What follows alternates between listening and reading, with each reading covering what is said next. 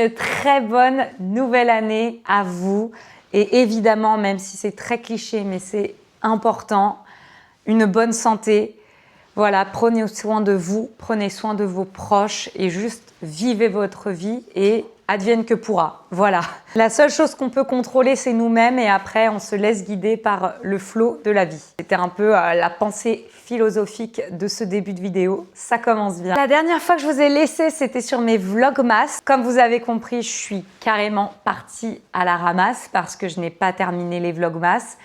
Mais on va en reparler dans cette vidéo parce que comme vous avez pu le voir, on est sur la fameuse vidéo, encore une fois très cliché, des débuts d'année, mais moi je les adore et j'adore en faire. C'est le fameux Vision Board. Mais avant de commencer à vous parler de mon Vision Board 2026, on va quand même faire un petit récap sur ce que j'ai validé, moins validé ou pas du tout validé de celui de 2025.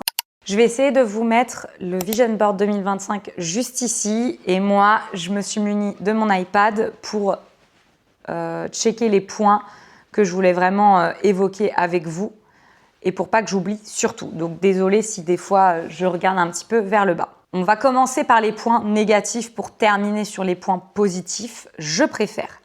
Donc dans les choses que je n'ai pas du tout réussi à réaliser l'année dernière, notamment ce sont les deux voyages dont je vous ai parlé, celui d'aller à Londres et celui d'aller faire le marché de Noël de Strasbourg. Encore une fois, je peux m'en vouloir qu'à moi-même, tout simplement parce que pour faire des petits voyages et des plus grosses sorties comme ça, forcément, il faut anticiper, mettre de côté, réserver à l'avance, ce que je ne fais pas. Tous les ans, je mets que j'ai envie d'aller à Londres. Je crois que ça date de au moins 5-6 ans que j'ai envie de retourner à Londres parce que j'y étais avec le voyage scolaire en primaire et j'aimerais beaucoup y retourner.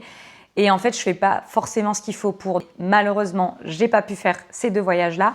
Mais à contrario, je suis quand même retournée au Portugal cette année, enfin 2025, après plus de 10 ans sans y être retournée. Donc ça, par contre, c'est un bonheur d'avoir pu retourner aux sources. Donc je me dis, ok, j'ai pas fait ça, mais j'ai quand même réussi à réaliser ça. Donc trop cool. J'ai été une catastrophe sur tout ce qui était skincare et la nourriture, surtout en la fin d'année 2025.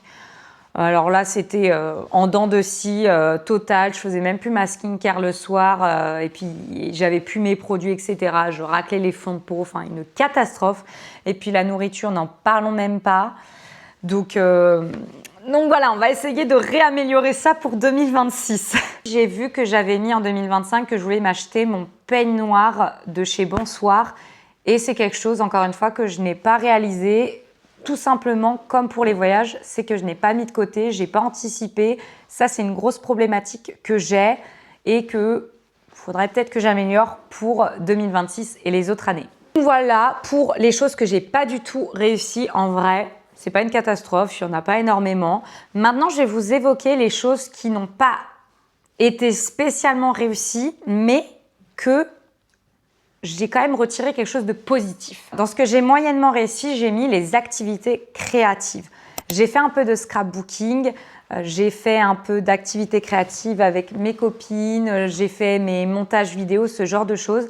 Mais c'est vrai que j'y ai pas accordé un jour précis dans la semaine pour vraiment me poser et c'était pas sur des longs moments, donc c'est moyennement réussi. Au niveau des sorties avec mon chéri, on a fait des petits week-ends, on a fait des petites sorties, mais je trouve que c'est très moindre par rapport à une année de 365 ou 366 jours.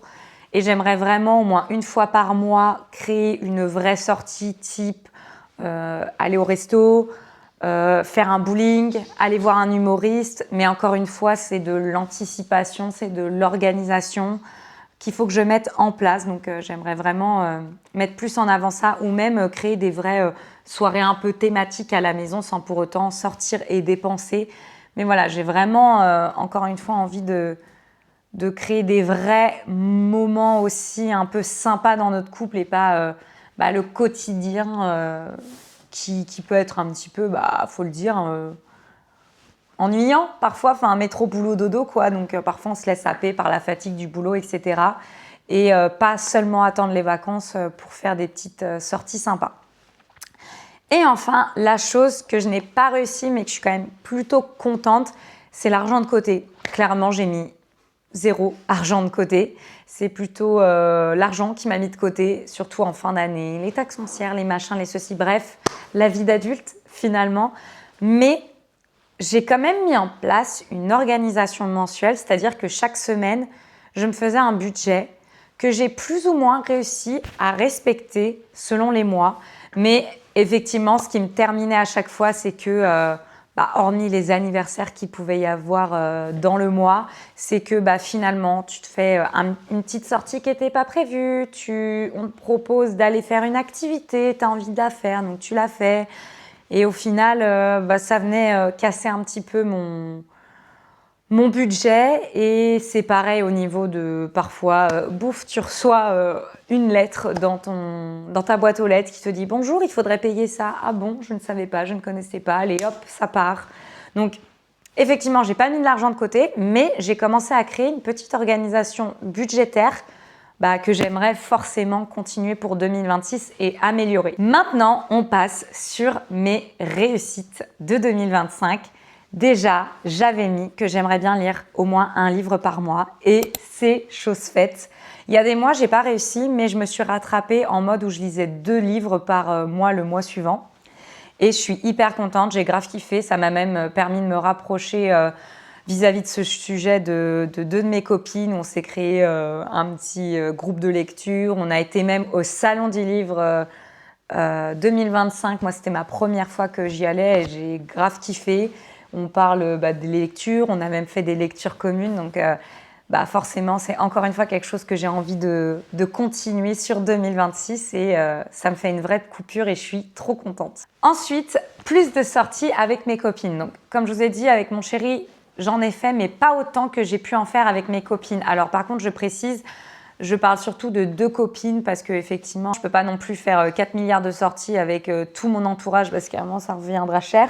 Mais j'ai quand même revu des anciennes collègues de mon ancien travail, enfin des anciennes amies de mon ancien travail plutôt. C'est plus des collègues, c'est des amis quand même. C'est cool de se voir à la maison et puis à un moment, tu peux pas sortir tout le temps. Mais à un moment, c'est bien aussi de créer des vrais petits événements. Comme là, je vous ai dit, on a été au Salon du Livre, on s'est fait des sorties pour nos anniversaires. Donc franchement, c'était cool. Et encore une fois, c'est quelque chose que je veux continuer sur 2026 et le faire aussi de manière plus large avec d'autres copines de mon entourage. Au niveau de mes vidéos YouTube, je suis super contente parce que même si j'ai pas gagné plus que ça d'abonnés, j'ai pas forcément plus que ça d'interactions, etc. Forcément, je le fais d'abord, avant tout, pour moi. Mais je suis super contente parce que j'ai produit un peu plus de vidéos en 2025. J'ai quand même réussi à poster sur une semaine, une vidéo par jour pour mes vlogmas. Donc, c'est possible. C'est fatigant, mais c'est possible. Mais en tout cas, je suis quand même plus contente. Mais effectivement, j'aimerais faire des vidéos beaucoup plus qualitatives en termes de présentation, en termes d'affichage de vidéos sur mes bannières YouTube. Voilà, retravailler un petit peu plus l'esthétique de mes vidéos parce que c'est bien beau de faire du nature peinture, mais j'aime bien quand même quand c'est esthétique parce que j'aime bien en regarder. Donc, j'aimerais bien travailler un peu plus ça. Et enfin, un de mes projets, et je ne sais pas si vous allez le voir, si vous l'avez aperçu sur la photo du vision board, mais vous avez peut-être dû apercevoir qu'il y a la petite fille de Monstres et compagnie, je crois, en plein milieu de mon vision board. Et peut-être que pour certains, ça coule de source et d'autres, c'est en mode « mais qu'est-ce qu'elle nous a foutu, une gamine de Monstres et compagnie dans son vision board ?» Mais pour moi, ça a totalement son sens parce que mon chéri et moi, on s'appelle dans notre surnom Bou. Et au fur et à mesure du temps, on s'est rendu compte que Bou, c'était le petit nom aussi de la petite fille de Monstres et compagnie. Et Bou, pour moi, symbolise le projet qu'on avait pour 2025 d'avoir un petit baby. Et donc, je pense qu'à mon sourire, vous pouvez comprendre que c'est chose faite. Enfin, c'est en cours de préparation, si j'ose le dire. Nous attendons du coup cet heureux événement pour juillet 2026. D'où le fait que ma fin d'année 2025, ça a été très éreintant. Au niveau de la nourriture, c'était une catastrophe et j'ai pas pu du tout suivre parce que j'ai de la chance. J'ai un très bon début de grossesse, j'ai pas eu de vomi, j'ai pas eu de grosses nausées. Par contre, une fatigue extrême, des odeurs de transpiration, pas du tout glamour, mais je vous rassure, ça va mieux maintenant que les hormones se sont stabilisées. Mais effectivement, j'ai eu beaucoup de côté écœurant au niveau de la nourriture. Donc, ça a été un peu compliqué sur la fin d'année vis-à-vis de ça. Il y avait clairement que le sucré qui passait encore mieux. Mais voilà, c'est un projet qui nous tenait à cœur et qui va se concrétiser vraiment pour juillet 2026. Normalement, au moment où cette vidéo sortira, tout le monde de mon entourage sera au courant.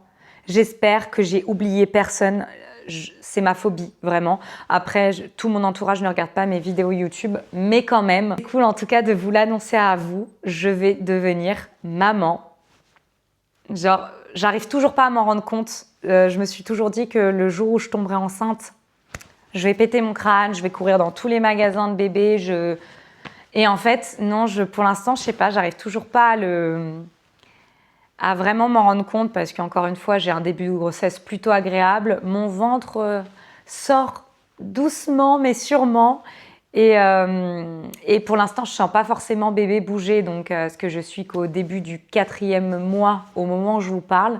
Donc voilà, ça reste encore dur de vraiment se projeter physiquement sur le fait que j'ai un petit loulou dans le bidou, quoi. Mais voilà, hâte de vous partager tout ça. J'ai filmé tout le processus de comment je me suis sentie sur ce début sur les essais. Que je vous posterai au fur et à mesure de l'année pour faire comme un petit peu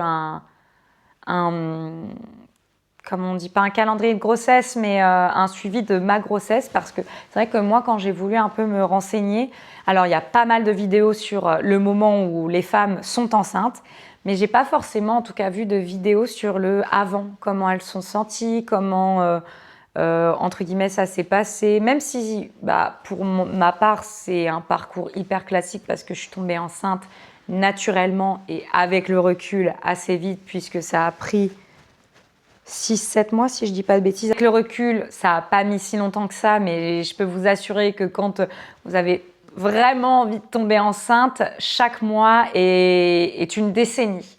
Bref, je ne vais pas évoquer plus que ça ce sujet-là.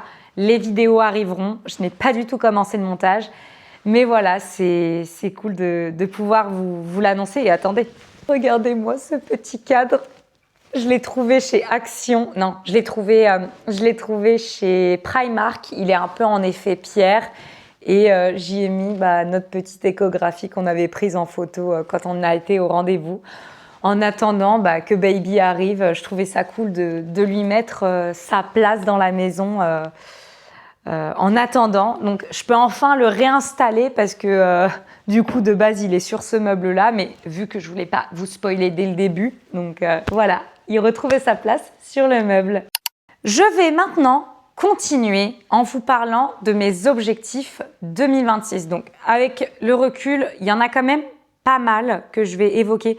Je vais essayer d'être rapide, de pas trop tergiverser parce que je crois que je suis déjà à 15 minutes de papotage et je vais me détester au montage encore une fois. J'ai essayé de faire des catégories pour être assez rapide. La catégorie maman, je l'ai appelée comme ça. J'aimerais bien faire mon propre shooting de grossesse, mais en mode, quand je dis ça, c'est pas en mode je vais faire venir une photographe, c'est en mode je veux le faire moi, dans le sens où j'ai plein de petites inspirations que je vous mettrai autour. J'aimerais quelque chose de très simple, un peu esprit champêtre, et puis vu que je vais accoucher en printemps, été, attendez, je sais plus c'est quoi les dates de l'été, je me souviens plus. Bref, j'accoucherai quand il fera plus joli, donc le soleil sera au rendez-vous, donc je pense que je pourrais réaliser le même type de photos qui m'inspire. Ensuite, j'ai une catégorie qui s'appelle événements, parce qu'il y a plusieurs choses que j'aimerais faire sur mon année 2026 Évidemment, à prendre en compte qu'à partir de juillet, je ne me projette plus parce que je m'adapterai à Baby, évidemment. Mais forcément, un événement, si tout se passe bien, qui va forcément falloir passer, c'est accoucher. Hein, ça fait partie de mon événement 2026, accoucher. Voilà. Cette fois-ci, je n'ai pas dit partir en week-end à Londres, j'ai mis réserver un week-end à Londres. Donc, en vrai, j'aimerais tellement pouvoir aller à Londres pour Noël, en tout cas sur la période pour voir les décorations de Noël. Mais là, je me dis que pour la réservation, je visualiserais peut-être une réservation pour janvier 2027. Comme ça, voilà, au moins, je réserve à un moment, si tu veux vivre ce petit week-end. En plus, c'est même pas en mode je veux partir 6 mois à Londres, mais c'est vrai que c'est assez cher, hein, mais je veux juste partir au moins 2-3 jours, histoire de faire studio Harry Potter et de faire un peu les basiques. Après, j'aurai un baby d'ici là avec nous. Donc, à voir comment ça se passera l'organisation, d'où le fait que je me dis on réservera au moins pour janvier 2027. Bien, allez voir la comédie musicale Le Roi Soleil. Il est revenu sur les planches, si je peux m'exprimer ainsi, je pense. Et j'ai toujours voulu faire des comédies musicales et là je me dis vas-y, c'est un grand classique, j'aimerais bien le faire. Donc normalement je suis censée le faire avec une de mes meilleures potes, mais vu que je suis dans le commerce, etc., je ne sais pas si j'aurai mon jour. Donc la date la plus plausible, ça serait en septembre et en fait la représentation sur Paris se fait pile poil le jour de mon anniversaire, donc je me dis que ça serait vachement cool. Fêter mes 5 ans avec mon chéri. En avril, on fête nos 5 ans et j'aimerais bien qu'on se fasse pareil, une petite soirée quelque part. On a déjà une idée, mais je l'évoquerai peut-être au fur et à mesure des vlogs de cette année. Donc voilà, fêter ça avec lui et puis vu que c'est en avril, ça sera avant la naissance de bébé, donc je trouve ça d'autant plus important de fêter ça avant qu'on soit happé dans la parentalité.